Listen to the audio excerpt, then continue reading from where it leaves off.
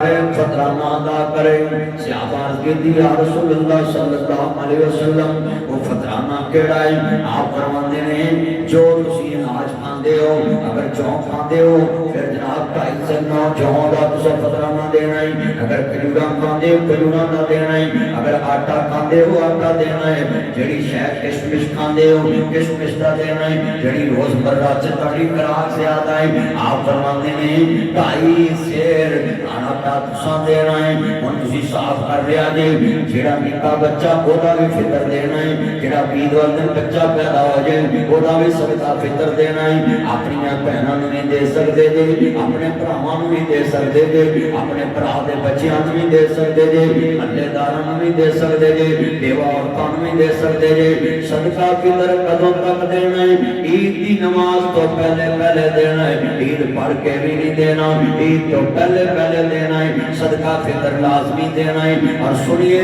جتنے دوست احباب بیٹھے ہیں فطرانہ بیوہ عورتاں نوں دیا کر یتیم بچیاں نوں دیا کر کسی دی عید سونی نہ جائے وہ گوشت لے آون انہاں دے گھر جناب والا گوشت چنگا آ جائے صدقہ فطر دے گا اپنے سارے جیاں دا دسنا بھی نہیں اے صدقہ کرے تے اودی عزت دے نفس بھی مجرون آوے اللہ دے راہ تے دینا ہے اللہ نوں پتہ ہے اس میرے بندے نے خرچ کیتا ہے اس واسطے صدقہ فطر لازمی ہے میریاں بہناں بھی نوٹ کرن میرے بھرا بھی نوٹ کرن صدقہ فطر لازمی دینا ہے ایک مسئلہ اور سن لو اپنے ملک دی بدنامی نہ کریا کرو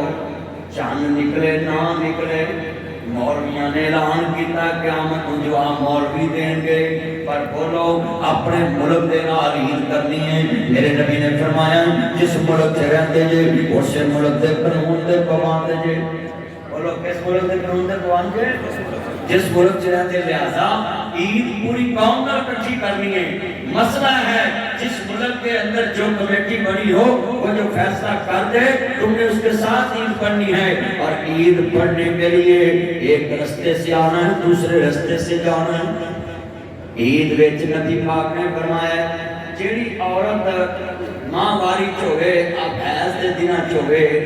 اور مسجد سے اناز آ سکتی ہوئے نماز نہ پڑھ سکتی ہوئے آپ نے فرمایا وہ عیدگاہ دے نال سیٹ تے آن کے بیٹھی رہے جدوں مسلمانوں دی دعا شروع ہوئے دعا شامل ہو جائے یہ مسئلہ ہے جڑے بندے خالی خطبہ سن کے تے بھجن نہیں کرتے دعا نہیں مانگتے وہ کادی عید پڑھنا ہوئے جی اگر دعا لازمی نہ ہوتی تو حضور ان عورتوں کو کیوں کہتے کہ جو عورت نماز نہیں پڑھ سکتی اس حالت میں وہ عید پہ سیٹ پہ بیٹھی رہے اور جب دعا شروع ہو تو اس میں شامل ہو جائے اس کا مطلب ہے یہ علم والا حیضہ ختم کر دیں کئی بندے نے علم کا بڑا ایسا ہوتا ہے انہوں نے واسطے میرا پیغام ہے کہ نبی پاک نے فرمایا خطبہ سن کے دعا مانگے پھر کاٹ جائے اس لیے یہ مسئلہ ضروری تھا اور اگلا مسئلہ یہ لازمی سن لیں عید پر کے یہ جو عید ہے نا یہ عید پتہ کون سی صبح آپ نے تاک عدد کھجورے کھا کے کیا کھا کے 1 2 یا 3 4 یا 5 تاک عدد کھجورے کھانے حضور کی سنت ہے عید پڑھنے کے لیے آنا اس لیے جڑیاں آج افطاری کرنی نا کوئی 2-4 کھجوراں بدل تے رکھ لیا جی سویرے جو عید پڑھنا وہ کھا کے ہاں جی ایک عید جدو آ جانا پڑھ پھر مولوی بھی عید دینی لازمی ہاں جی مولوی بھی عید دینی اللہ سے دعا ہے اللہ جتنے بیٹھے ہیں وہی بیٹھے 6:30 بجے انشاءاللہ